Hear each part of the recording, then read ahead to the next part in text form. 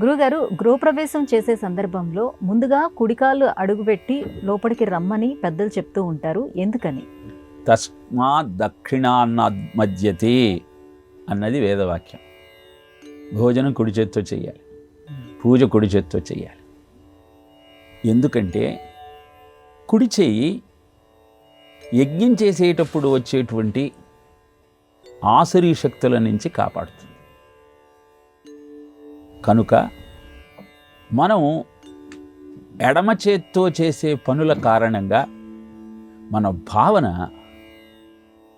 ఆసురీ ప్రవృత్తికి అవకాశాన్ని ఇస్తుంది. కనుక కుడి చేత్తో చేయమని చెప్పింది శాస్త్రం.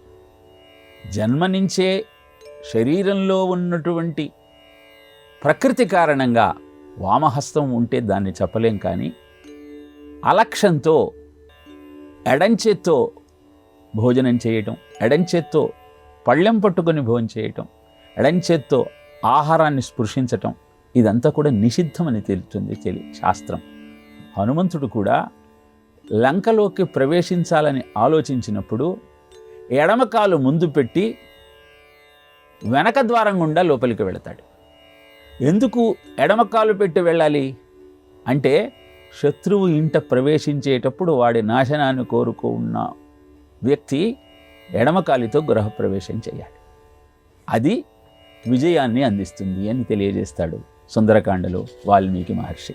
కనుక మనము అలక్ష్యంగా చెయ్యాలి కనుక ఏదో చేస్తున్నామన్న భావనతో ఆహారాన్ని స్వీకరించడం కానీ, ఆచారాలను పాటించడం కానీ వామహస్తంతో చేస్తే అది పెద్ద దోషంగా, ఆసక్తి లేని తనాన్ని తెలియజేసే విధంగా పరిగణింపబడుతుంది. కనుక చేస్తున్న పనిని శ్రద్ధగా, ఆలోచనను పరిపుష్టంగా ఉంచుకుంటూ ప్రశాంతమైన చిత్తంతో శ్రద్ధతో చేయగలిగినప్పుడు అది సత్ఫలితాలను మనకు అందిస్తుంది. కనుకే వేదం కుడి చేతికి దక్షిణ హస్తానికి అంత ప్రాధాన్యత ఇచ్చింది. అలానే పాదం కూడా కుడి కాలు ముందు పెట్టి ముందుకు సాగమని చెప్పింది.